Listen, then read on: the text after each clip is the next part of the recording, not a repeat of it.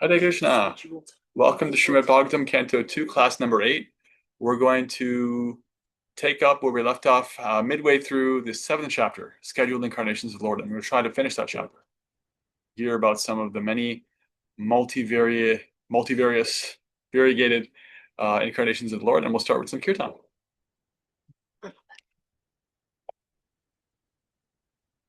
Okay, wonderful to be together. Let's take a few breaths just to ground our life, to release your jaw, and to shift from whatever your life brought today, materially, spiritually, to choosing, right? We each consciously chose to be here in this moment, in this place, at this time together, and putting ourselves in front of this transcendental sound vibration. Kirtan, Krishna Katha, right? No safer place to be. Take a deep breath and fill up. Exhale, let it all go. Our opening prayers with humility, with gratitude. Let's chant together. Inhale, sip it in.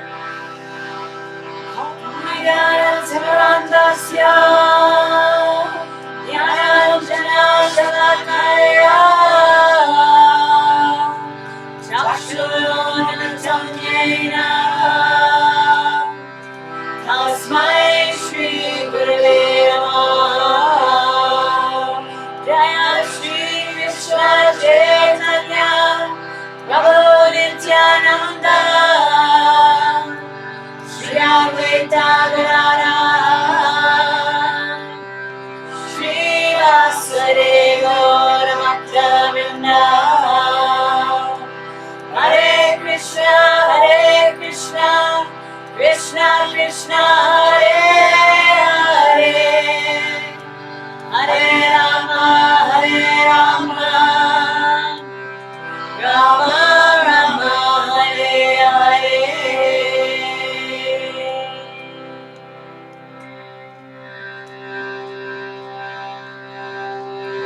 Namo Bhagavate Vasudevaya. Om Namo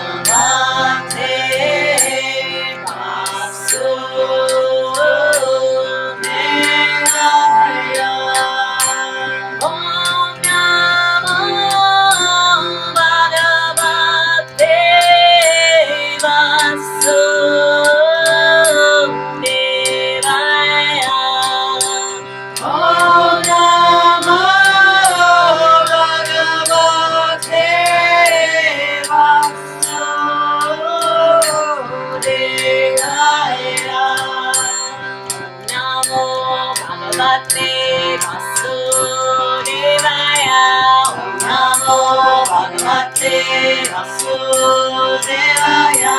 Om Namo Bhagavate Vasudevaya.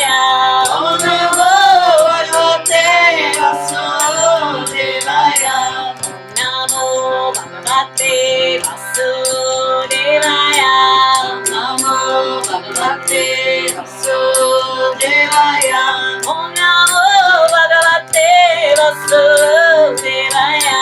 Om Namo Bhagavate Vasudevaya. Om Namo Bhagavate Vasudevaya.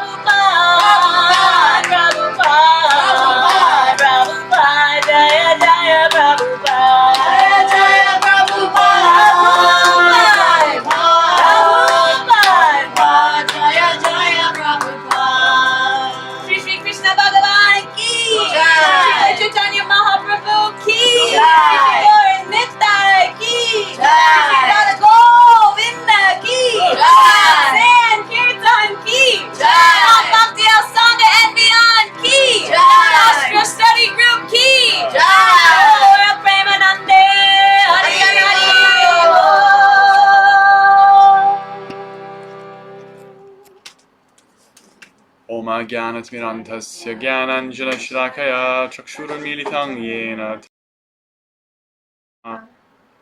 वाञ्छाकल्पतरुभ्यश्च सिन्धुभ्यैव च पतितानां पावनेभ्यो वैष्णवेभ्यो नमो नमः।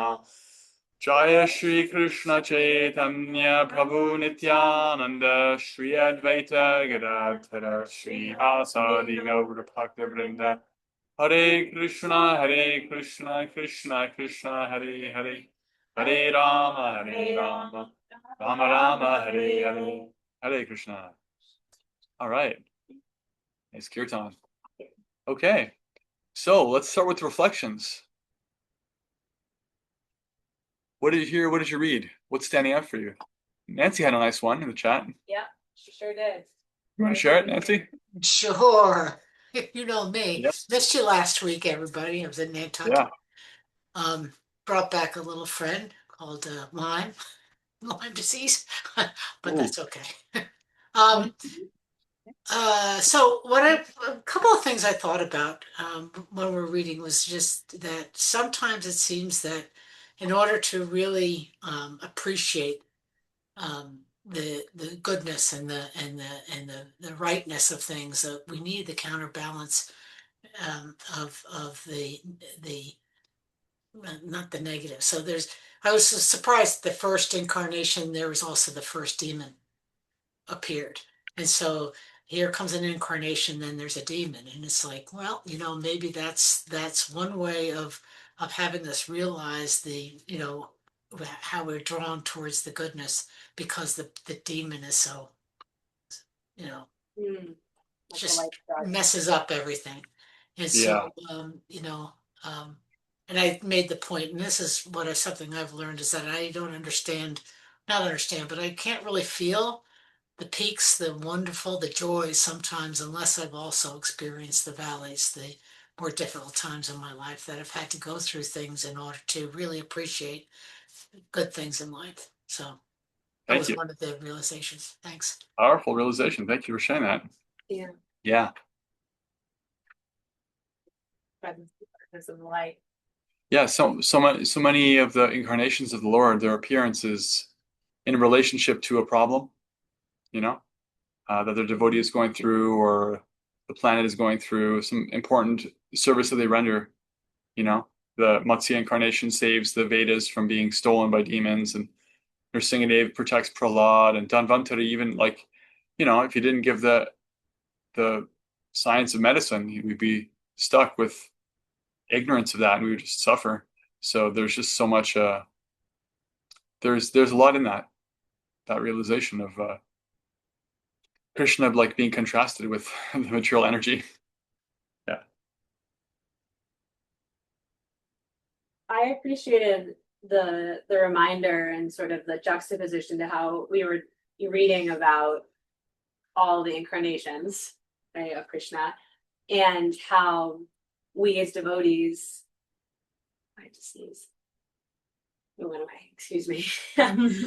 We don't need to wait until our next birth to experience, for complete liberation. I was thinking about that in contrast to here are all these incarnations. Of course, Krishna wasn't being liberated and he wasn't needing to be liberated by taking these forms. He was actually coming to liberate so many others. But that if I really take my spiritual life seriously, that I don't have to wait to take another birth. Yeah. Right? That's available to all of us. And that's directly, there's mercy and grace that comes, and it's also directly related to the choices that I make and what I do with my time, and things we were talking about, just how we engage in the world, and that's possible for all of us. Yeah, that logic is there in the 10th canto when Brahma says, Krishna, in Vrindavan, he's recognized what Krishna's pastimes are, and how Krishna is giving himself to his devotees, and he's saying, you've given liberation, just like freedom from material suffering, to all these demons who came to kill you. What more do you have to give to your friends and allies and lovers? You're so generous. And our acharyas make this point again and again, that he gives like liberation almost as an inconsequential side effect of just coming in touch with him, even to his enemies. So it really paints the picture of how fortunate we are and what benefit we can receive in this life, even before we have to leave this life, just by trying to follow in the footsteps of his devotees. Because there's so much gratitude there from Krishna. Right. And as aspiring devotees, we can get so caught up in the details and the regulations and do I drink if I drink caffeine, can I not be this, or can I not be a devotee, or am I eligible for liberation, or if I eat anything, if I eat onions and garlic, or these, I was thinking of how Krishna liberated his worst people who were like Kamsa, who was killing babies, right? And to keep in perspective, to do my best to meet these standards, right? And for newer devotees to get in touch with what is actually possible for them, and also to not condemn ourselves so much that we're going to be, Krishna will turn it back on us because of something like that. Yeah. Versus atrocities that have been the whole point of all the rules and regulations is to clean the heart so we can actually love him better. Right. The point isn't to earn his love, earn his good graces or anything. It's not or like approval. That, or approval. It's not about that. He's not a lawyer. It's not for us to win. We tend to approach everything we do with these materialistic ideas like, if I jump through these hoops and I win, I'm right, I'm good. Tick the box. Like, the whole point of all those things is that we can remember Krishna and not forget him. And like in the third canto, in the third canto, Uddhava, he starts to cry when he's remembering, wow, Krishna, I mean, who could be a more wonderful master than you? Who would take shelter of anybody but you? That you gave yourself, not just you liberated, you gave yourself as a son to Putana, who came to murder you. What a wonderful, generous, unbelievable person you are. That's what we want to remember. It's like, we're not trying to remember the rules and regulations for their sake. The whole idea is to become inspired. Like, wow, what an incredible person. What can I do to reciprocate with someone this wonderful? Like, how can I purify myself to try to serve him better? Like, that's all it is. Like, how can I take another step to try to love this person a little more? That's all it is, because he's just that wonderful. Our goal is to love him more. Our goal isn't to be like 10 out of 10, A+. Like, that's no fun. It's a lot more fun to love and be loved. Yeah. Thank you. I'm a little behind on this text anyway this week, but what I keep hearing is the repeated theme of detachment and returning to simplicity, to what's essential, okay, and what's avoiding or eliminating distraction as much as you possibly can, because when you clear that space, you have room in your heart for what's true, which is meditation of Krishna, who's actually in your heart. But with all this distraction and constant like social media and TV and movies and billboards and sports bars and like all the things that are constantly assaulting us, we're filled up with other things, and just being able to detach from those things, turn those things off, silence those things. And if we have to, I'm starting to wear my earplugs more and more. Like, even in my own house, sometimes I'm starting to walk around with my earplugs in, just to come back to that simplicity and try to make space and more space in my heart. Yeah. Just choosing that, get to choose the frequency we put into our ears and our heart. Yeah. Thank you for that. Simplicity. Major theme. Simple living, high thinking. Okay. On that note, let's jump back into Canto 2, Chapter 7. We'll start with verse 22. Om Namo Bhagavate Vasudevaya. Om Namo Bhagavate Vasudevaya. Om Namo Bhagavate Vasudevaya. Om Namo Bhagavate Vasudevaya. Om Namo Bhagavate Vasudevaya. Bhagavate Vasudevaya. 2:22. 2:22. When the ruling administrators, who were known as the Kshatriyas, turned astray from the path of the absolute truth, being desirous to suffer in hell, the Lord in his incarnation as the sage Parshuram uprooted those unwanted kings who appeared as the thorns of the earth. Thus he thrice 7 times uprooted the Kshatriyas with his keenly sharpened chopper. 23. Due to his causeless mercy upon all living entities within the universe, the Supreme Personality of Godhead, along with his plenary extensions, appeared in the family of Maharaj Ikshvaku as the lord of his internal potency, Sita. Under the order of his father, Maharaj Dasharatha, he entered the forest and lived there for considerable years with his wife and younger brother. Ravana, who was very maturely powerful, with 10 heads on his shoulders, committed a great offense against him and was thus ultimately vanquished. From the purport, Lord Rama is the Supreme Personality of Godhead, and his brothers, namely Bharata, Lakshmana, and Shatrughna, are his plenary expansions. All 4 brothers are Vishnu Tattva and were never ordinary human beings. There are many unscrupulous and ignorant commentators on Ramayana who present the younger brothers of Lord Ramachandra as ordinary living entities. But here, in the Srimad Bhagavatam, the most authentic scripture on the science of Godhead, it is clearly stated that his brothers were his plenary expansions. Originally, Lord Ramachandra is the incarnation of Vasudeva, Lakshmana is the incarnation of Sankarsana, Bharata is the incarnation of Pradyumna, and Shatrughna is the incarnation of Aniruddha, expansions of the personality of Godhead. Lakshmiji Sita is the internal potency of the Lord and is neither an ordinary woman nor the external potency incarnation of Durga. Durga is the external potency of the Lord and she's associated with Lord Shiva. As stated in Bhagavad Gita 4:7, the Lord appears when there are discrepancies in the discharge of factual religion. Lord Ramachandra also appeared under the same circumstances, accompanied by his brothers, who are expansions of the Lord's internal potency, and by Lakshmiji Sita Devi. Sita is Lakshmi, or the goddess of fortune, but she's never to be enjoyed by any living being. She's meant for being worshipped by the living being along with her husband, Sri Ramachandra. A materialistic man like Ravana does not understand this great truth, but on the contrary, he wants to snatch Sita Devi from the custody of Rama, and thus incurs great miseries. The materialists who are after opulence and material prosperity may take lessons from the Ramayana, that the policy of exploiting the nature of the Lord without acknowledging the supremacy of the Supreme Lord is the policy of Ravana. Ravana was very advanced materially, so much so that he turned his kingdom, Lanka, into pure gold, or full material wealth. But because he did not recognize the supremacy of Lord Ramachandra and defied him by stealing his wife, Sita, Ravana was killed, and all its opulence and power were destroyed.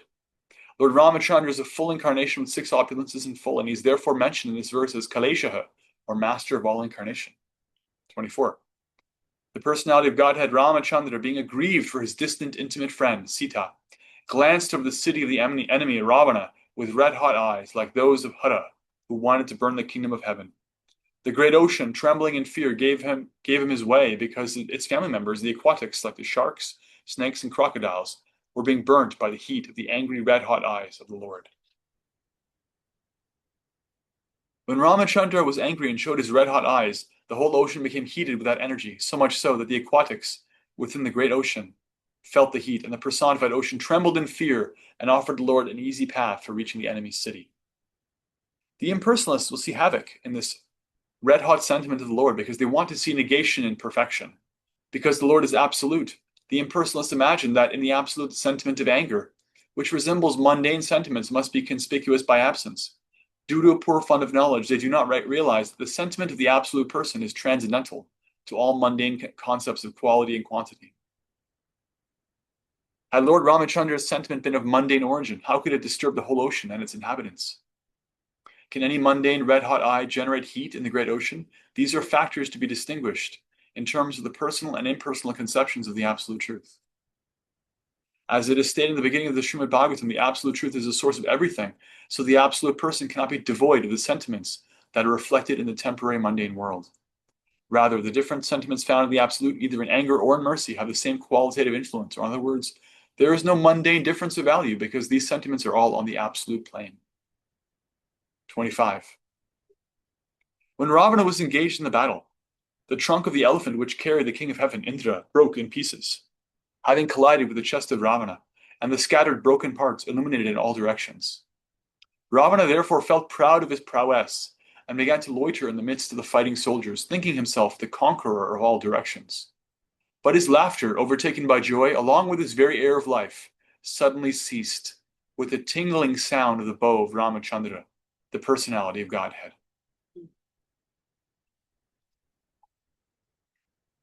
Purport: however powerful a living being may be, when they are condemned by God, no one can save them. And similarly, however weak one may be, if they are protected by the Lord, no one can annihilate them. 26. When the world is overburdened by the fighting strength of kings who have no faith in God, the Lord, just to diminish the distress of the world, descends with his plenary portion. The Lord comes in his original form with beautiful black hair, and just to expand his transcendental glories, he acts wonderfully. No one can properly estimate how great he is.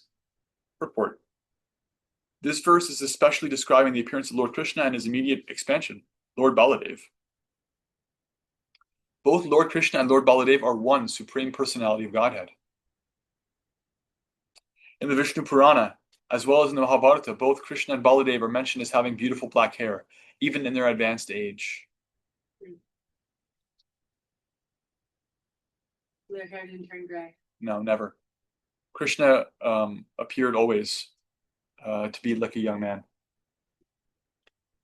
although he was on the planet for something like 120 years. Now the question is why the Lord, who is omnipotent, comes here to diminish the burden created upon the world by the unscrupulous kingly order. Certainly the Lord does not need to come personally for such purposes, but he actually descends to exhibit his transcendental activities in order to encourage his pure devotees who want to enjoy life by chanting the glories of the Lord. In the Bhagavad Gita 9:13-14, it is stated that the Mahatmas, great devotees of the Lord, take pleasure in chanting of the activities of the Lord. All Vedic literatures are meant for turning one's attention towards the Lord and his transcendental activities. Thus, the activities of the Lord in his dealings with worldly people create a subject matter for discussion by his pure devotees. 27. Like right now. 27. There is no doubt about Lord Krishna's being the Supreme Lord. Otherwise, how is it possible for him to kill a giant demon like Putana when he was just on the lap of his mother, to overturn a cart with his leg when he was only 3 months old, or to uproot a pair of Arjuna trees so high that they touched the sky when he was only crawling? All these activities are impossible for anyone other than the Lord himself. This is Brahma speaking. He knows the identity. Lord. One cannot manufacture a god, by one's mental speculation or by numerical votes, as has become a practice for the less intelligent class of man. God is God eternally, and an ordinary living entity is eternally a part and parcel of God. God is one without a second, and the ordinary living entities are many without number. All such living entities are maintained by God himself, and that is the verdict of all the Vedic literatures. When Krishna was on the lap of his mother, the demon Putana appeared before his mother and prayed to nurture the child in her lap. Mother Yashoda agreed, and the child was transferred onto the lap of Putana, who was in the garb of a respectable lady. Putana wanted to kill the child by smearing poison on the nipples of her breast. But when everything was complete, the Lord sucked her breast along with her very air of life, and the demon's gigantic body, said to be as long as 6 miles, fell down. But Lord Krishna did not need to expand himself to the length of the she-demon Putana, although he was quite competent to extend himself more than 6 miles long.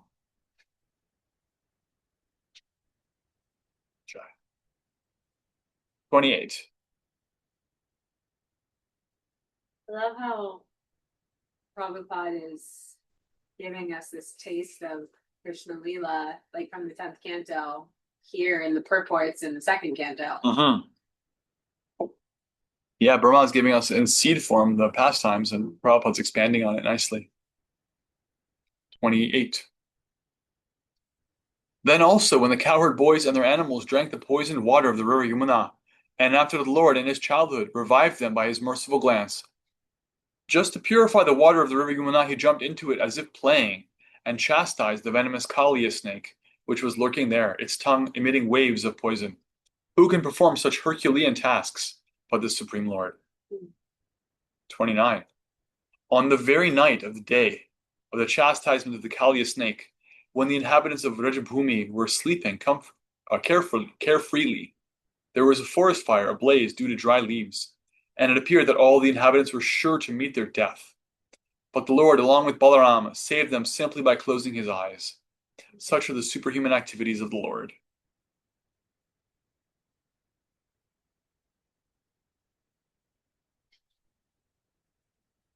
From the purport, uprooting a gigantic banyan or Arjuna tree and extinguishing a blazing forest fire simply by closing one's eyes are certainly impossible by any kind of human endeavor.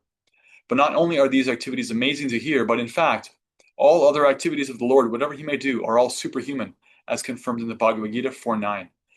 Whoever knows the superhuman activities of the Lord due to their very transcendental nature becomes eligible to enter the kingdom of Krishna, and as such, after quitting the present material body, the knower of the transcendental activities of the Lord goes back home, back to Godhead. 30. So based on that purport, we can see how important it is to hear these pastimes and to become acquainted with Krishna. Those of us who were in the Friday morning Bhagavatam classes a few weeks ago, we were reading Vyasadev's Taking Shelter of Narada, and Narada Muni gave Vyasadeva the instruction that you should share about the personality of Godhead directly, because only that's capable of really satisfying the heart. All this spiritual knowledge is not so useful if you don't give them this personal form. So here we're seeing that again, that Brahma is stressing and Prabhupada is stressing the importance of these pastimes. 30. When the cowherd woman, Krishna's foster mother Yashoda, was trying to tie the hands of her son with ropes, she found the rope to be always insufficient in length. And when she finally gave up, Lord Krishna by and by opened his mouth, wherein the mother found all the universes situated. Seeing this, she was doubtful in her mind, but she was convinced in a different manner of the mystic nature of her son. The Damodar Leela. 31. Lord Krishna saved his foster father, Nanda Maharaj, from the fear of the demigod Varuna, and released the cowherd boys from the caves of the mountain, for they were placed there by the son of Maya. Also, to the inhabitants of Vrindavana, who were busy working during daytime and sleeping soundly at night because of their hard labor in the day, Lord Krishna awarded promotion to the highest planet in the spiritual sky. All these acts are transcendental and certainly prove without any doubt his godhood. From the purport, in the Bhagavad Gita, it is confirmed that to be in association with the Supreme Personality of Godhead by full surrender in transcendental love frees one from the miseries inflicted by the laws of material nature. Here it is clearly mentioned that the inhabitants of Vrindavana were extensively busy in the hard labor of their day's work, and due to the day's hard labor, they were engaged in sound sleep at night. So practically, they had very little time to devote to meditation or to the other paraphernalia of spiritual activities. But factually, they were engaged in the highest spiritual activities only. Everything done by them was spiritualized because everything was dovetailed in their relationship with Lord Sri Krishna. The central point of activities was Krishna, and as such, the so-called activities in the material world were saturated with spiritual potency. That is the advantage of the way of Bhakti Yoga. One should discharge one's duty on Lord Krishna's behalf, and all one's actions will be saturated with Krishna thought, the highest pattern of trance and spiritual realization. There's an expression, take a job you love and you'll never work a day in your life, right? Work for Krishna and you'll never have to struggle for self-realization in your life. Just dovetail your natural life in Krishna. Like the inhabitants of Vrindavan, they weren't yogis. Well, they know about yoga, but they were the best yogis because everything was for Krishna. Why? Because they loved him. He's their beautiful next door neighbor, their boyfriend, their son, their buddy, their pal. He's everything for them. That made him better than all the yogis. 32. When the cowherd men of Vrindavan, under instruction of Krishna, stopped offering sacrifice to the heavenly king Indra, the whole tract of land known as Vraja was threatened with being washed away by constant heavy rains for 7 days. Lord Krishna, out of his causeless mercy upon the inhabitants of Vraja, held up the hill known as Govardhana with one hand only, although he was only 7 years old. He did this to protect the animals from the onslaught of water.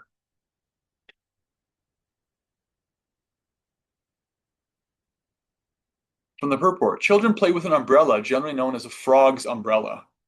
That's another name for a mushroom. Frog's umbrella. That's Frog's umbrella. Makes sense. The little turn of phrase Prabhupada uses sometimes.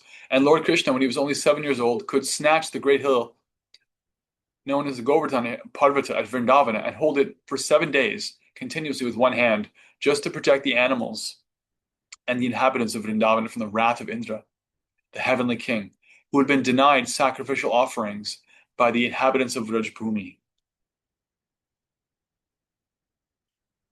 33. When the Lord was engaged in his pastimes of the rasa dance in the forest of Vrindavana, enlivening the sexual desires of the wives of the inhabitants of Vrindavana by sweet and melodious songs, a demon of the name Shankachuda, a rich follower of the treasurer of heaven, Kubera, kidnapped the damsels, and the Lord severed his head from his trunk. Purport. We should carefully note that the statements described herein are the statements of Brahmaji to Narada, and he was speaking to Narada of events that would happen in the future during the advent of Lord Krishna. The pastimes of the Lord are known to the experts who are able to see past, present, and future.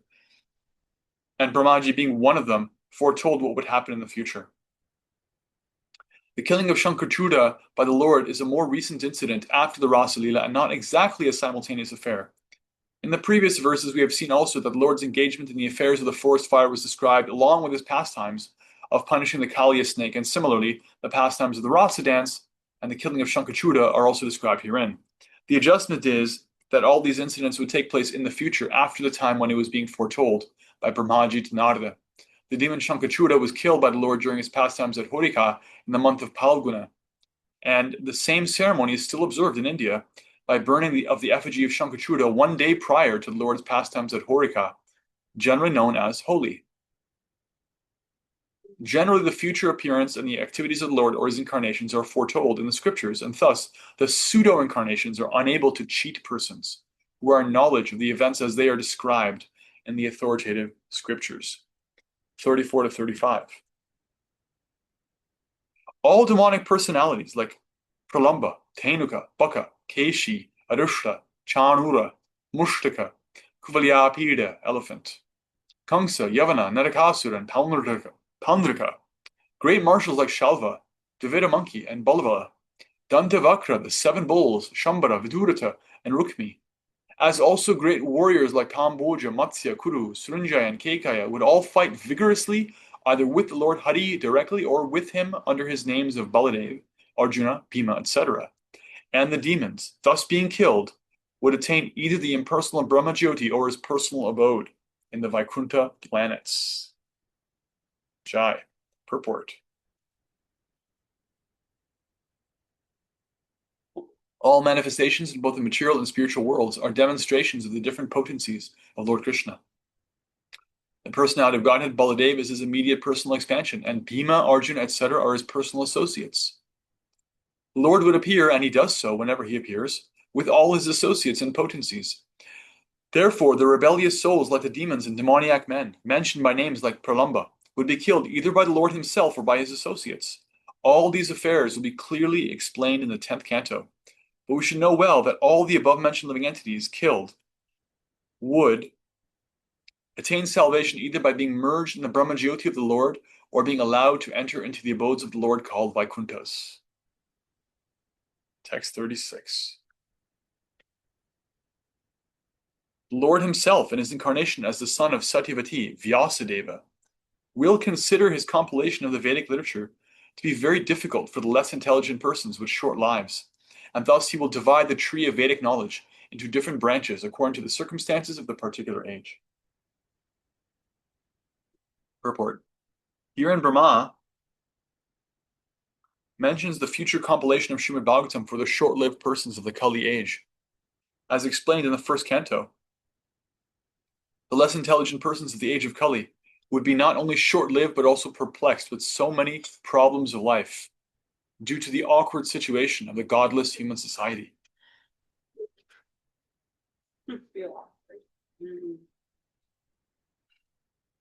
Advancement of material comforts of the body is activity in the mode of ignorance according to the laws of material nature. Real advancement of knowledge means progress of knowledge and self-realization. But in the age of Kali, the less intelligent person mistakenly considered the short lifetime of 100 years now factually reduced to about 40 or 60 years, to be all in all. They are less intelligent because they have no information of the eternity of life. They identify with a temporary material body existing for 40 years and consider it the only basic principle of life. Such persons are described as equal to the asses and bulls. But the Lord, as the compassionate Father of all living beings, imparts onto them the vast Vedic knowledge in short treatises like the Bhagavad Gita, and for the graduates, the Srimad Bhagavatam. Congratulations, you're all graduates. The Puranas and the Mahabharata are also similarly made by Vyasadeva for the different types of persons and the modes of material nature, but none of them are independent of the Vedic principle. 37.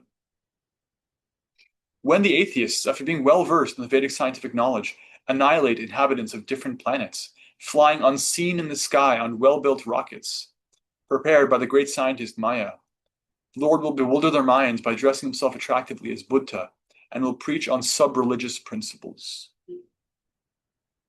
Purport. This incarnation of Lord Buddha is not the same Buddha incarnation we have in the present history of mankind. According to Srila Jiva Goswami, the Buddha incarnation mentioned in this verse appeared in a different Kali age. In the duration of life of one Manu, there are more than 72 Kali Yugas. Time is a circle.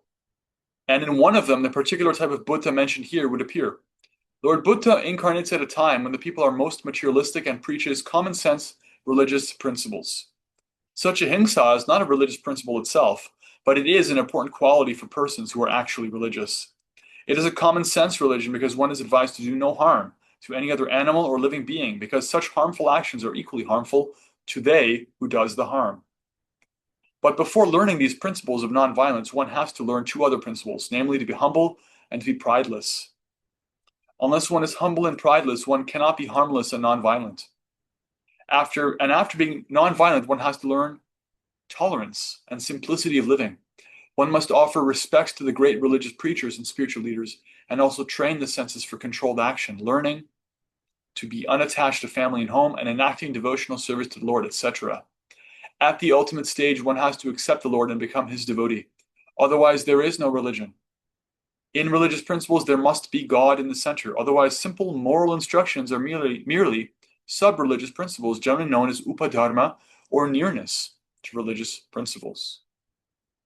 Interestingly, this verse talks about like the demons flying in different planets in well-built rockets. That sounds like Star Wars.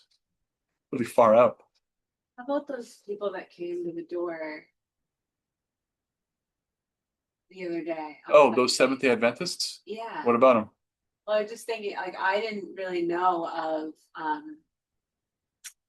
though, like in Catholicism or in the Christian faith, those that practice ahimsa, like that were vegetarian. Yeah.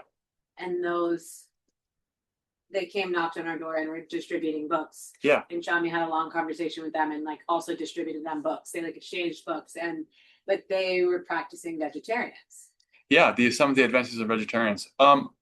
There's not a lot of Christian groups that are like systematically vegetarian or plant-based, but a lot of Christians choose to be, because a scrutinizing read of their own scriptures has convinced them that actually that will be more pleasing to their Lord, which is fair. I've seen the scripture, although I'm not Christian, but yeah, it's not actually spiritual, but it helps to be practicing ahimsa. It helps, and Lord Buddha preached that as well. Our Buddha and also the Buddha mentioned there in that other age, because well, it's part of the curriculum. Yeah, that Prabhupada describes in that purport. Shami, can I ask a question? Of course. In this verse, it appears as if Buddha is an incarnation to be not idolized is the wrong word, but whereas in Buddhism that I've recognized today in this Kali Yuga, Buddha doesn't identify himself as being the entity that should be worshipped, right? Yeah, Buddhism today is not really one thing.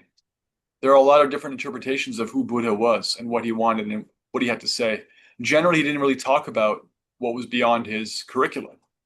And so different persons with different points of view have different conclusions about who he is. Okay. But from the perspective of Lord Brahma, Buddha is an incarnation, and Bhagavatam, although from Brahma's point of view, it's all in the future because he's speaking far in the past. So that's why he's saying this will come to pass.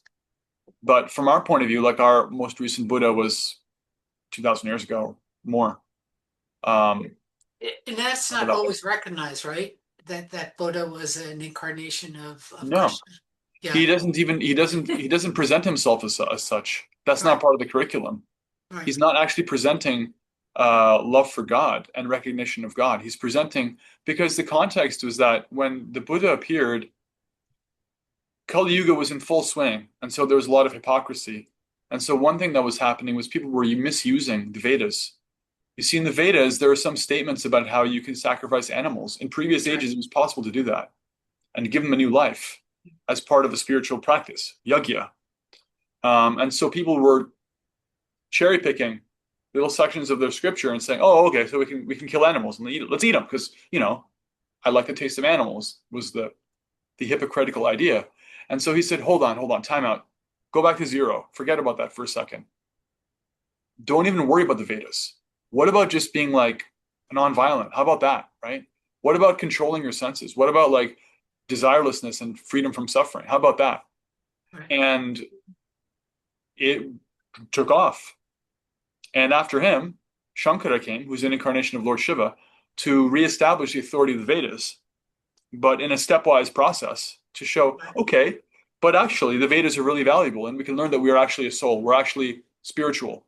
But it's based on unqualified oneness, monism, Mayavad, impersonalism, to build up, but it actually establishes the authority of the Vedas. And it builds up to the Vaishnava acharyas like Ramanujacharya, Nimbarkacharya, of course, Lord Chaitanya, Madhvacharya, who are presenting that the whole Vedic package is talking about simultaneous oneness and difference. And actually, beyond the like merging, there's a person. So there's a curriculum there. So yeah, generally the Buddha doesn't deal with, Right. divinity. That's not what the curriculum is at that time. Just like be a good person. Yeah. Okay, thank you. Thank you. Okay. 38. Thereafter, at the end of Kali Yuga, when there exist no topics on the subject of God, even at the residences of so-called saints and respectable gentlemen of the three higher castes, and when the power of government is transferred to the hands of ministers elected from the low-born Shudra class, or those less than them, and when nothing is known of the techniques of sacrifice, even by word, at that time the Lord will appear as the supreme chastiser.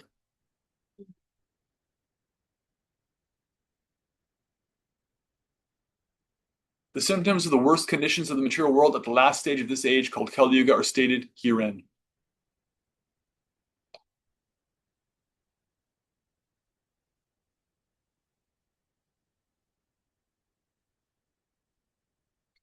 No one can expect any peace and prosperity in a human society full of uncultured lower classes of persons.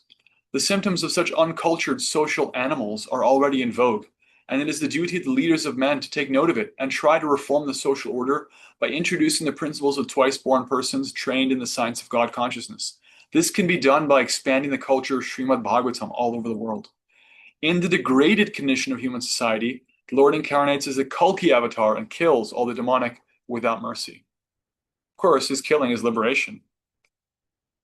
But you don't want to be around for that. It gets really ugly. Kali Yuga. 39. At the beginning of creation, there are penance.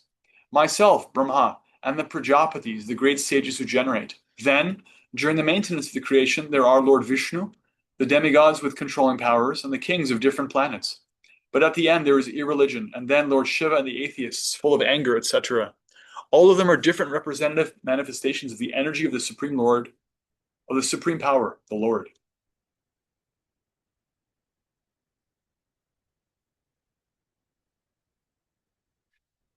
From the purport, the mature world is created by the energy of the Lord, which is manifested in the beginning of the creation by the penance of Brahmaji, the first living being in the creation. And then there are the 9 Prajapatis, known as the great sages. In this stage, when the creation is maintained, there are devotional service to Lord Vishnu, or factual religion, the different demigods and the kings of different planets who maintain the world. At last, when the creation is preparing to wind up, There is first the principle of irreligion, then Lord Shiva, along with the atheists full of anger. But all of them are but different manifestations of the Supreme Lord. Therefore, Brahma, Vishnu, and Mahadeva, Shiva, are different incarnations of the different modes of material nature. Vishnu is the Lord of the mode of goodness, Brahma is the Lord of the mode of passion, and Shiva is the Lord of the mode of ignorance. Ultimately, the material creation is but a temporary manifestation meant to give the chance of liberation to the conditioned souls who are entrapped in the material world. And one who develops the mode of goodness under the protection of Lord Vishnu has the greatest chance of being liberated by following the Vaishnava principles and thus being promoted to the kingdom of God, no more to return to this miserable material world. 40. Who can describe completely the prowess of Vishnu? Even the scientist who might have counted the particles of the atoms of the universe cannot do so.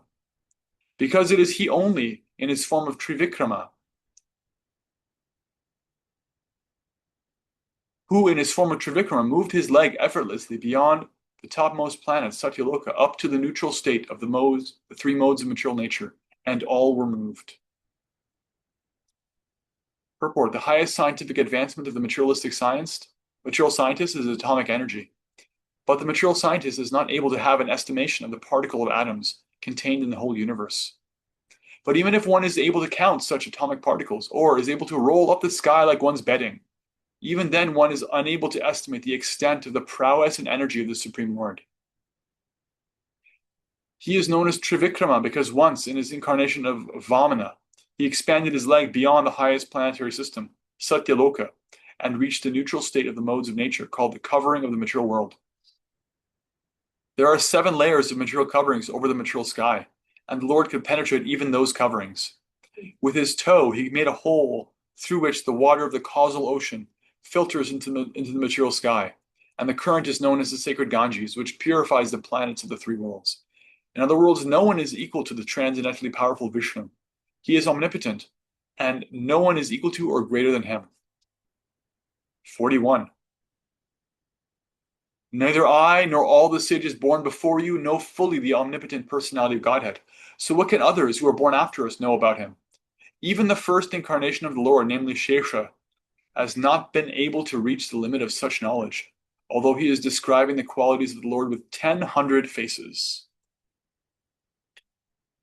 Purport: the omnipotent personality of Godhead has 3 primary potencies, namely the internal, external, and marginal potencies, with unlimited expansions of these 3 energies.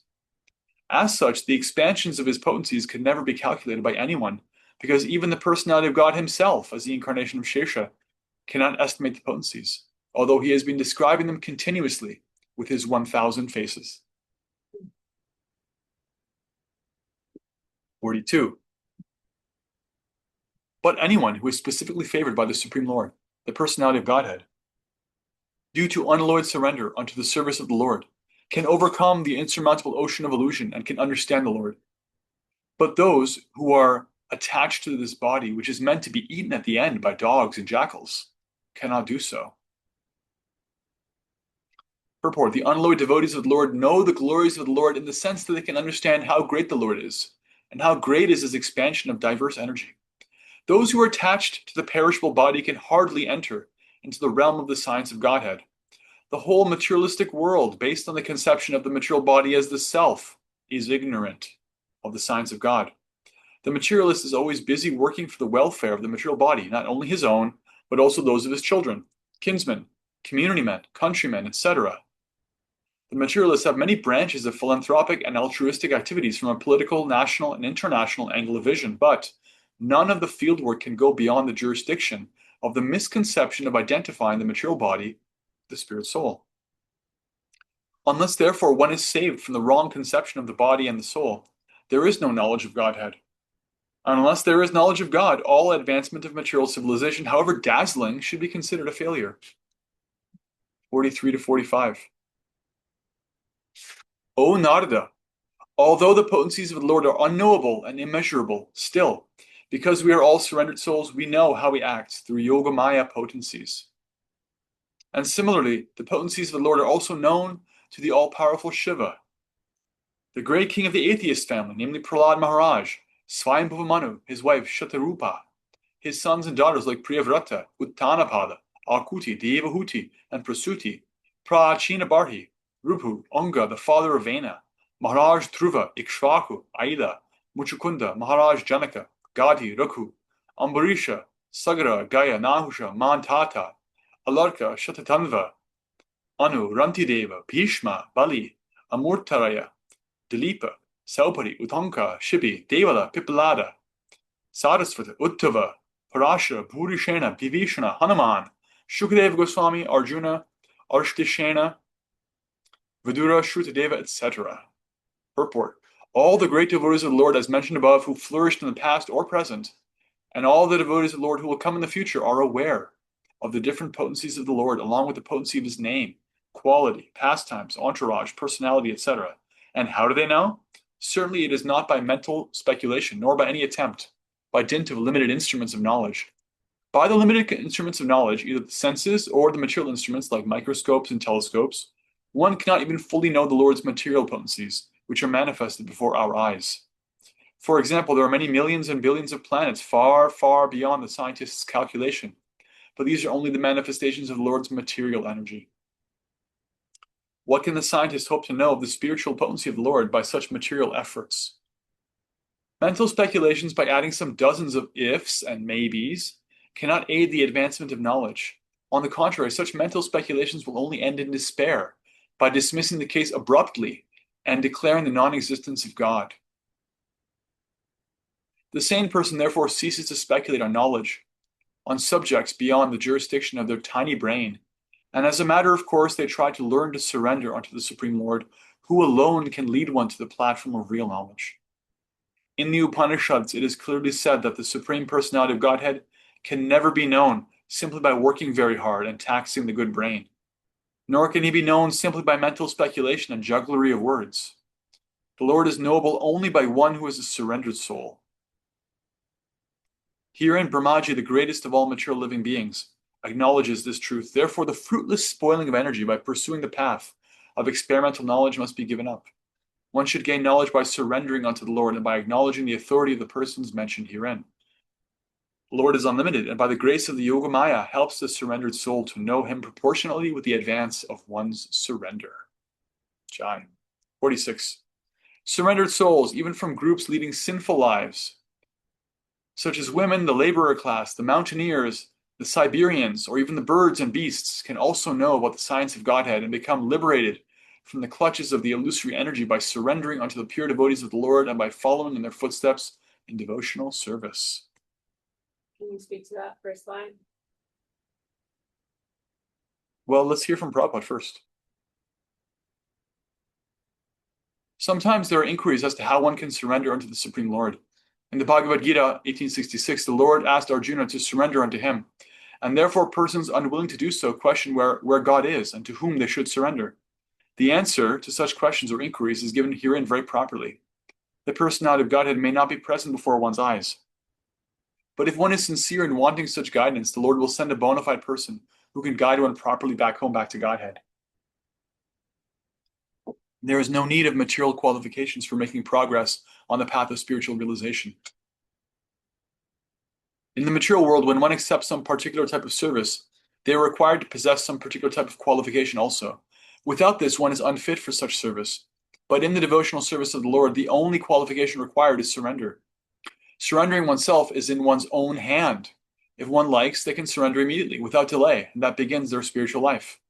The bona fide representative of God is as good as God himself. Or in other words, the loving representative of the Lord is more kind and more easy to approach. A sinful soul cannot approach the Lord directly, but such a sinful person can very easily approach a pure devotee of the Lord. And if one agrees to put themselves under the guidance of such a devotee of the Lord, they can also understand the science of God and can also become like the transcendental pure devotee of the Lord, and thus get their liberation back to Godhead, back home, for eternal happiness. So, realization of the science of Godhead and relief from the unnecessary useless struggle for existence are not at all difficult for the willing candidate, but they are very difficult for persons who are not surrendered souls, but only simple, profitless speculators. So we can see in the word for word that what the verse is saying is that no matter what one's situation is, so it's undoubtedly persons, including women, laborer persons, those who live in the mountains, those who are lower than Shudras, looking at the word for word here. Even if Papa Jiva, even if they're sinful, it doesn't matter. So as it was stated earlier in this canto, in the verse beginning, I used to remember the Sanskrit for this.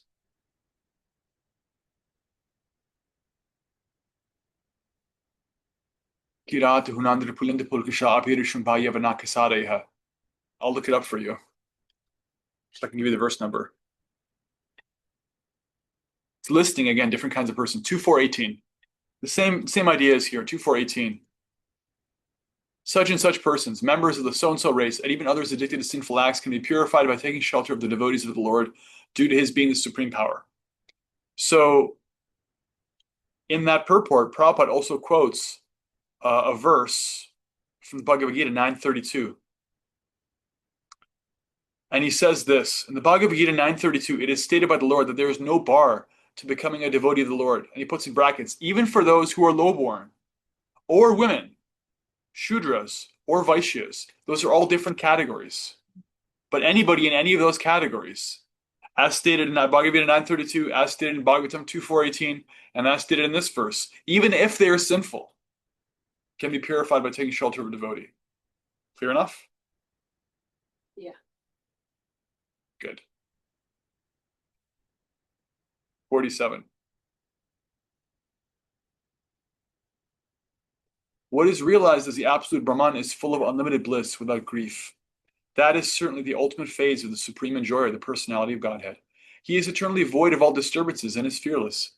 He is completely conscious. He is complete consciousness as opposed to matter.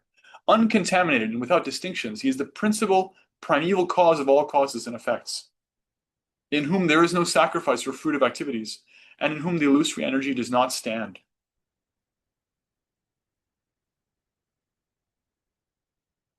48. In such a transcendental state, there is no need of artificial control of the mind, mental speculation, or meditation, as performed by the jnanis and yogis. One gives up such processes as the heavenly king Indra forgoes the trouble to dig a well.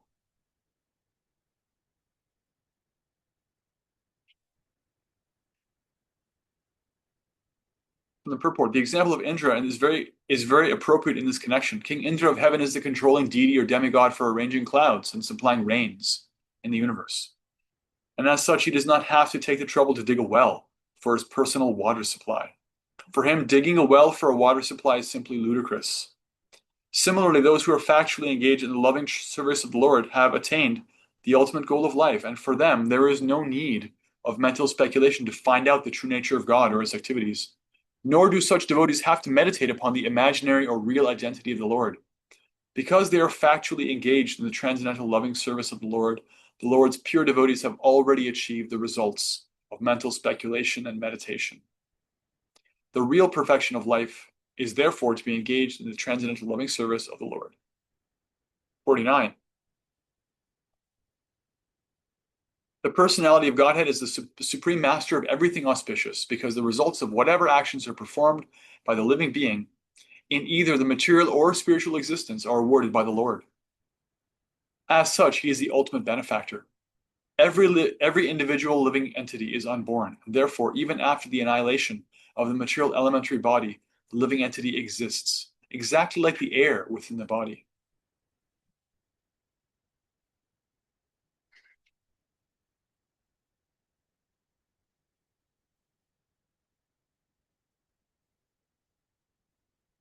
From the purport,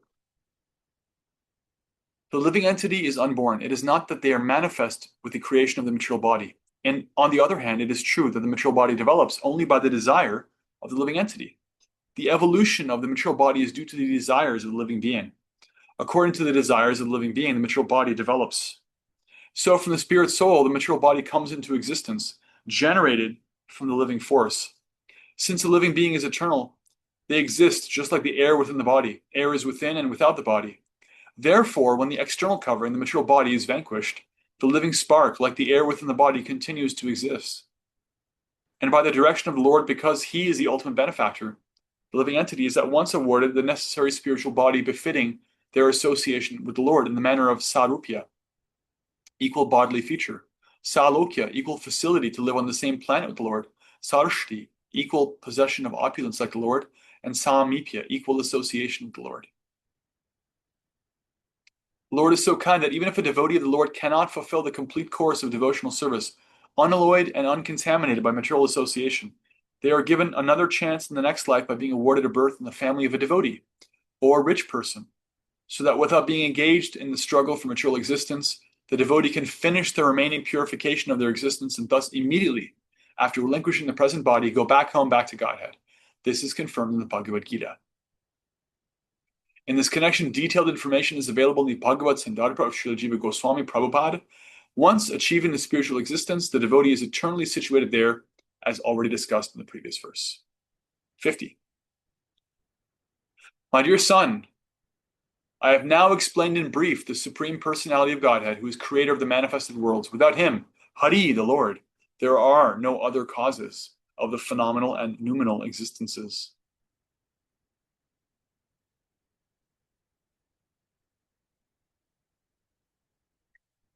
Purport. Since we generally have the experience of the temporary material world and conditioned souls trying to lord it over the material worlds, Brahmaji explained to Narada Deva that this temporary material world is the work of the external potency of the Lord, and that the conditioned souls struggling here for existence are the marginal potency of the Supreme Lord. There is no cause for all these phenomenal activities but him, Hari, the Supreme Lord, who is the primeval cause of all causes. 51. O Narada, this science of God, Srimad Bhagavatam, was spoken to me in summary by the Supreme Personality of Godhead, and it was spoken as the accumulation of his diverse potencies. Please expand this science yourself. Please expand this science yourself. From the purport, Brahmaji received the science of Godhead from the Lord directly, and he handed over the same to Narada, who in his turn, ordered Srila Vyasadeva to expand it. So the transcendental knowledge of the Supreme Lord is not mental speculation by the mundane wranglers, but is uncontaminated, eternal, perfect knowledge beyond the jurisdiction of material modes. The Bhagavad Purana is therefore the direct incarnation of the Lord in the form of transcendental sound. And one should receive this transcendental knowledge from the bona fide representatives of the Lord in the chain of disciplic succession. So we see here too that Brahma orders him to expand it. So this means that he is to present it as it is, don't change it, but also to represent it. And that's the same logic by which Srila Prabhupada is commenting and by which we're speaking and having this discussion, because expand it. That's the mood. Keep sharing it. Go on the street and give it out, like give it away. Give Bhagavatam sets. Encourage people to read. Print more. Make it available to everybody. Expand it. That's the mood of our line. All the way back to Narada, all the way back to Brahma, who's in our Sampradaya, actually. This is the mood. Expand it. 52. Another instruction from Brahma to Narada. Please describe the science of Godhead with determination, and in a manner by which it will be quite possible for the human being to develop transcendental devotional service unto the personality of Godhead, Hari, the super soul of every living being, and the summum bonum, source of all energies.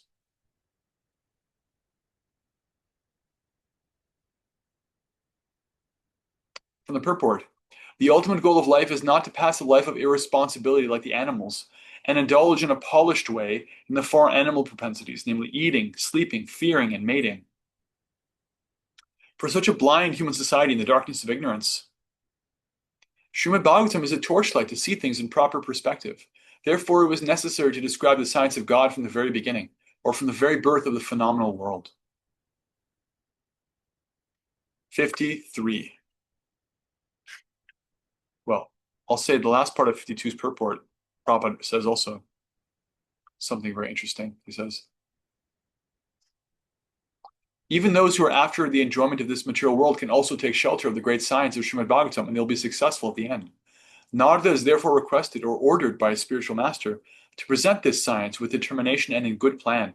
Narada was never advised to preach the principles of Bhagavatam to earn a livelihood, he was ordered by his spiritual master to take the matter very seriously in a missionary spirit. 53. And this is the last verse of the chapter. The Lord's activities in association with his different energies should be described, appreciated, and heard in accordance with the teachings of the Supreme Lord. If this is done regularly with devotion and respect, one is sure to get out of the illusory energy of the Lord. Haribol. Purport. The science of learning a subject matter seriously is different from the sentiments of fanatics. Fanatics, or fools, may consider that the Lord's activities in relation with the external energy to be useless for them, and they may falsely claim to be higher participants in the internal energy of the Lord. But factually, the Lord's activities in relation with the external energy and the internal energy are equally good. On the other hand, those who are not completely free from the clutches of the Lord's external energy should devoutly hear regularly about the activities of the Lord in relationship with the external energy.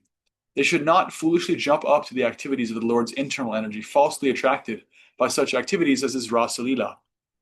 The cheap reciters of the Bhagavatam are very much enthusiastic about the activities of the Lord's internal potency, and the pseudo-devotees absorbed in material sense enjoyment falsely jump to the stage of liberated souls and thus fall down deeply into the clutches of external energy. Some of them think that to hear about the pastimes of the Lord means to hear about his activities with the gopis, or about his pastimes like lifting the Govardhan hill, and they have nothing to do with the Lord's plenary expansions as the Purusha avatars, and their pastimes of the creation, maintenance, or annihilation of the material worlds.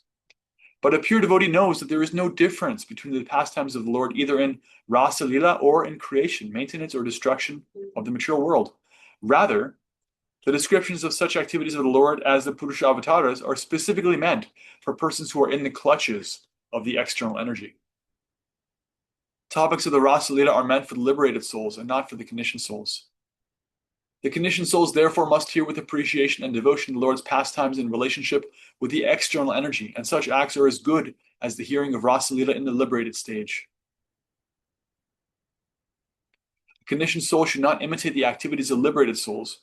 Lord Sri Chaitanya Mahaprabhu never indulged in hearing the Rasa Lila with ordinary persons. In the Srimad Bhagavatam, the Science of God, the first 9 cantos prepare the ground for hearing the 10th canto. This will be further explained in the last chapter of this canto. In the 3rd canto, it will be more explicit.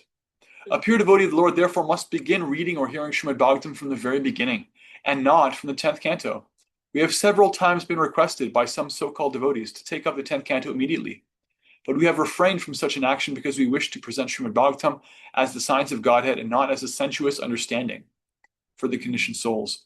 This is forbidden by such authorities as Sri Brahmaji. By reading and hearing Srimad Bhagavatam as a scientific presentation, the conditioned souls will gradually be promoted to the higher status of transcendental knowledge after being freed from the illusory energy based on sense enjoyment. And of course, as a note, must be said, Srila Prabhupada gave us Krishna book in such a way as to include the foundational knowledge in it. That's his special mercy. Thus end the Bhaktivedanta purports of the 2nd canto, 7th chapter of the Srimad Bhagavatam, entitled Scheduled Incarnations with Specific Functions. Jai. Haribol. Okay, we did it. Let's take any comments, questions, or reflections. What stood out? What did you hear?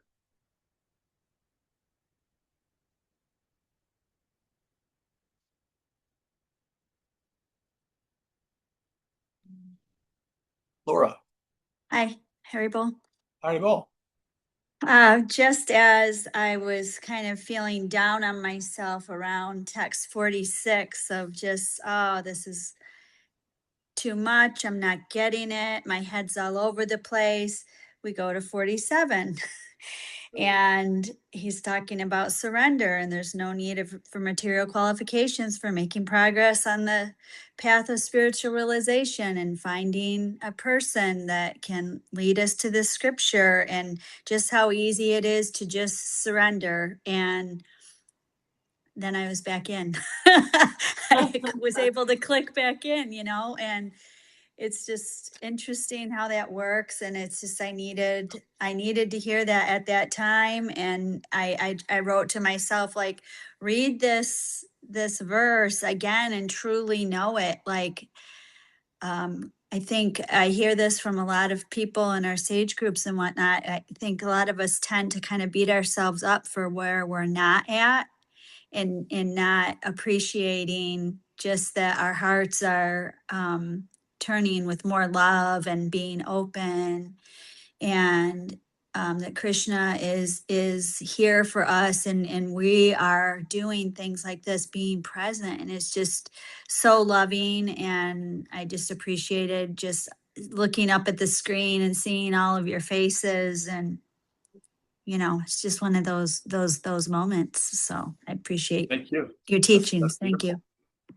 Yeah, from the purport of 46, Prabhupada says, surrendering oneself, but in the devotional service of the Lord, the only qualification required is surrender. Surrendering oneself is in one's own hand. If one likes, they can surrender immediately without delay, and that begins their spiritual life. A sinful soul cannot approach the Lord directly, but such a sinful person can very easily approach a pure devotee of the Lord. If one agrees to put themselves under the guidance of such a devotee of the Lord, they can also understand the science of God and can also become like the transcendental pure devotees of the Lord, and thus get their liberation back to Godhead, back home for eternal happiness. Very encouraging. Chai. Any other reflections?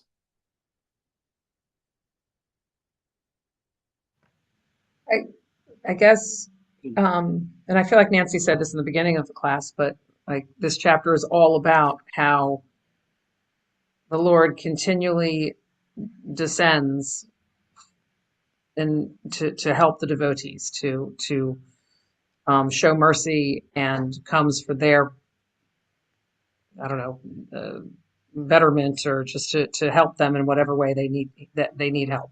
And Yeah. that's just such a beautiful concept. Yeah, that's there at the very end of the 9th canto. Before we get into Krishna's pastimes, the very end of the last chapter of Canto 9, there's a verse that says that to show mercy to all of his devotees in the present and also in the future to come, Krishna has appeared. So that the recitation of his pastimes can echo. He appears in one time in one place, and like people just never stop talking about it. And that's the benefit, is that anybody, anywhere, anytime can receive the ripple effect of that. And that's Krishna's mercy. That's Krishna looking at them like, I see you. I'm here for you. I appear for you. I appeared so you can hear about me. All this stuff that I did it so you can hear about it. I did it so you can be next to me. Like, because that hearing about Krishna is as good as being with him. It purifies the heart until you're actually like seeing him, associating with him in your chanting and in your hearing. So it's directly stated there that he's very much doing it for his devotees. Like he's present with some devotees. He's dancing with some. He's singing with some. He's like they're there with him, but it's not just them. He's got a whole long-term plan. So we're in that. We're very much in that. Thank you. Yeah, another appreciation that I have is the discussion of Buddha, because before I came across Krishna consciousness, I had kind of dabbled in trying to understand Buddhism. And when I first started listening to Wisdom of the Sages, I actually submitted a question that was never answered, because I had read something very rudimentary that said, Krishna, then Buddha and I didn't know anything about Mahaprabhu at the time, and so I asked, well, if there's an incarnation after Krishna, why are we not, following him? So the discussion that we had today really helped with that. And I'm going to read it again, and I may have more questions, but definitely it's been a question on my mind for 6 years, because I never really got an answer to it until today. So thank you. Thank you. Okay. I have two small things. One, I love how Prabhupada calls mushrooms frogs umbrellas as a resident fairy caretaker and such. And I love that, frogs umbrellas. And then just that before we can really become nonviolent and practice ahimsa, we have to be humble and prideless. Like, so we can really be compassionate towards other people. We need to cultivate humility and drop our ego. I think that's I think that's powerful to hear. Because compassion is spoken about a lot in spiritual circles, yoga circles, and otherwise. And to become more compassionate, truly, right? To really practice ahimsa and nonviolence, and to be able to even want to choose that requires humility and pridelessness. Yeah, that was a discussion of Upadharma, sub-religious principles that help clear the path for bhakti. Right. That nonviolence, humility, compassion, Yeah. tolerance, they help us. They purify the heart, and they're opposites. The things that are the weeds that are cleaned up. The presence of such weeds can really choke out the creeper of bhakti. They can really sabotage one's development of pure love. It's like, how can there be love if you are looking down on somebody? You don't have compassion for them. Right. You're intolerant. Like those things end up just, yeah, they're not exactly bhakti because they're not in relationship to Krishna, but they're always found in saintly persons in any tradition. And their cultivation is generally considered a good thing, except by those who are truly deluded. Only a crazy person would consider like humility and tolerance to be a bad thing. Right. Yeah.